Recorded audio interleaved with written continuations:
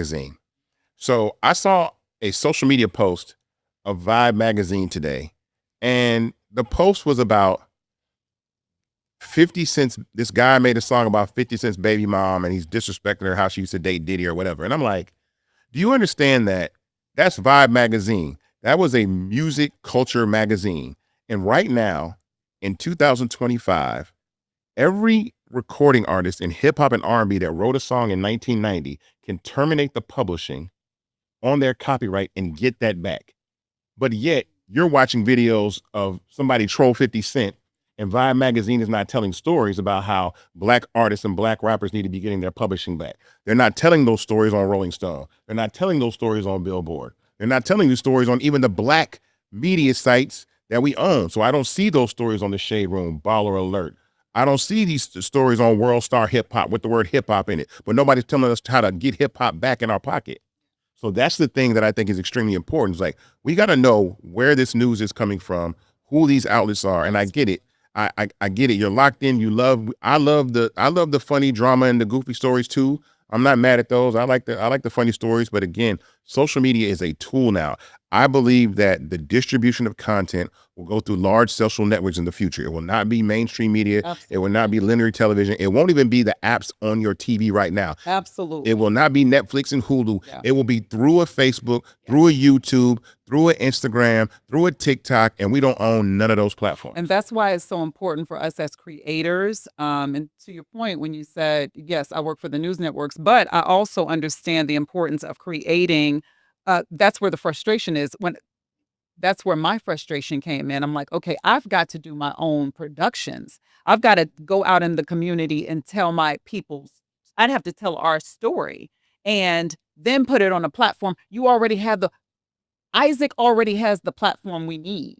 We don't have to recreate the wheel. Thank God for Fanbase. We can go straight to you and say, hey, this is the move. I get pitched all the time about movies, about, can I come on, your show? And I got this idea for a series. Your series, your movies, your content needs to go on Fanbase. It doesn't, we have to not worry about who's getting the bulk of the money. If it's us, it belongs to us. And then you do have a model when it comes to monetization. And again, I don't know the model. I just know what I do know is that you have a platform that belongs to us, and we need to put our content on that platform. I'm going to put you on the spot. Okay. This is a really on the spot question. Okay.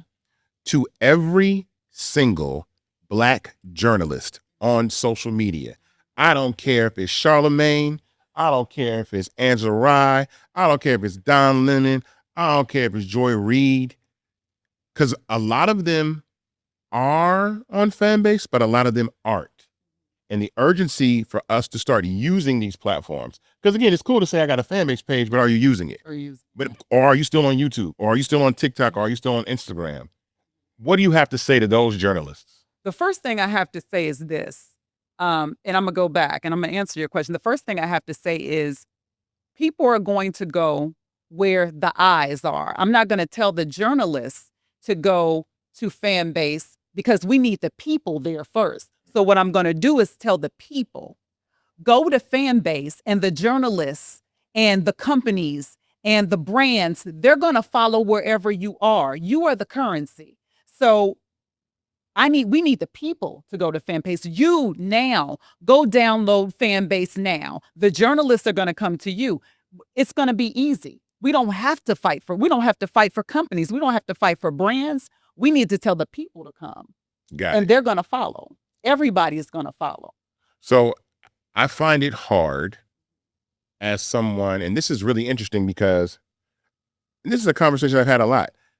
When I first founded the company, people were like, hey, people want social media platforms to be fun. I built the fun stuff into the app, but I also understood the economic value of democratizing the distribution of content to every single person on the planet. So you yourself are your own television network. So regardless of that, even if you are a content creator, you can post your own content, monetize your own content, have your own voice, and use the platform that way. So again, even when people say that. But when I mention black, I'm like, yeah, but we still need to focus on the black version of this. And it's nothing wrong. It's almost taboo to say something is black owned because sometimes you'll get pushback. Yeah. You know, True. oh, it's well, it doesn't have, why does it have to be black owned but I'm the way that I've been seeing the puck moving is I keep seeing people get demonetized. Matter of fact, this one kid, and I'm not gonna call him a kid, he's a grown man, but my boy Super Ray 14K. If anybody's ever seen Super Ray 14K, love him. he got kicked off. He got kicked off Instagram. The guy that does the voiceover videos. Recently? Yeah, that has all those million. Oh my God, he's hilarious. And had those. He had billions of views. Yes. And you know what he did? Here's how he got kicked off. He took a video of something that was already on Instagram that somebody was saying that was racist, and he reposted it and did commentary on that video, and they took his page down. Wow. So they didn't, not the person who Not did the it. person that did it. Yeah. They took his page down. Yeah.